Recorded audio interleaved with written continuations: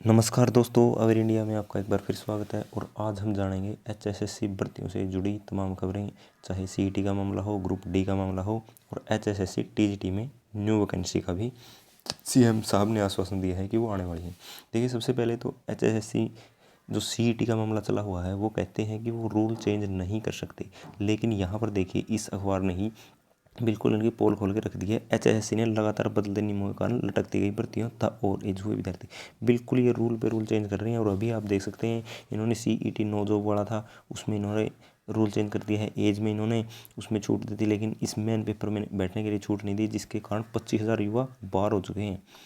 अगर जो काम की बात है, युवा परेशान करने का ठेका ले रखा है एचएसएससी ने। सीईटी में बिल्कुल ये जनसभाओं में जाते हैं, लेकिन सीएम साहब ने एक ही रट पकड़ रखी है, नहीं होगा नहीं होगा, रूल चेंज नहीं कर सकते। तो यहाँ पर क्यों कर रहे हो?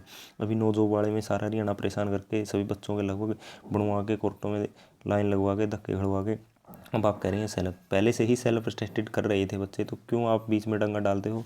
हर रोज इनके पास कोई ना कोई जाता है इंटरव्यू वाला, और ये बिल्कुल काम धंधा कोई है नहीं। चेयरमैन साहब को उठा लिए बैठे हैं, कभी भी इंटरव्यू में कुछ बक देते हैं, कभी कुछ बक देते हैं। पूरे हरियाणा इनके इंटरव्यू को देखता है, तो बच्चे परेशान होते हैं। यही दर्द युवाओं का है। जो काम की बातें हैं वो उन पर ये गौर नहीं करते, अपने अनाप शनाप रूल लाके हरियाणा के बच्चों को परेशान कर रही हैं।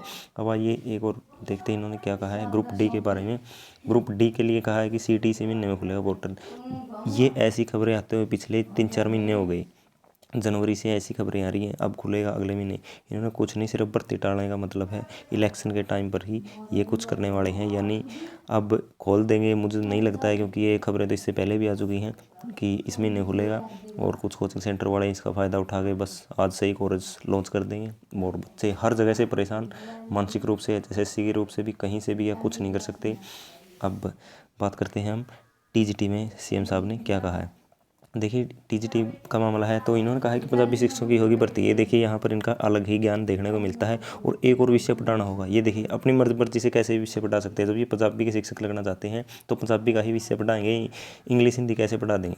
ये पूछने वाला हो ये कहेंगे। और इनके तर्क देखना कि हमारे समय में तो पढ़ाई ऐसी होती थी, आपके समय में तो बहुत सारे लिटरेसी रेट भी कितना कम था, अब आज कितना पहुँच गया। आज टेक्निकल का युग है, क्रिटिकल थिंकिंग का युग है। आज एनईपी वगैरह आप उठाओगे, इन्होंने पता ही नहीं एनईपी है भी क्या चीज़ है, बस वो लागू कर दें। उसको लागू करेंगे, ध्यान से देखो उसमें क्या प्रावधान है, क्या किए गए हैं। आप पंजाबी शिक्षक को कहाँ पर क्या पढ़वाना चाहते हैं, उसको पंजाबी ही पढ़वा लीजिए। आपने पहले वैकेंसी दी थी, इनकी अच्छी खासी वैकेंसी दी थी। सीईटी से पहले 500 के आसपास वैकेंसी थी, लेकिन अब जो टीजीटी की वैकेंसी थी उसमें इन्होंने एडवर्टाइजमेंट ही नहीं की। अब बच्चे बार बार इनके पास जा रहे हैं तो ये झूठे आश्वासन दे रहे हैं, क्या पता कब करेंगे। और ऐसे इनके पास एसएससी टीजीटी के बहुत सारे पद खाली हैं अब भी।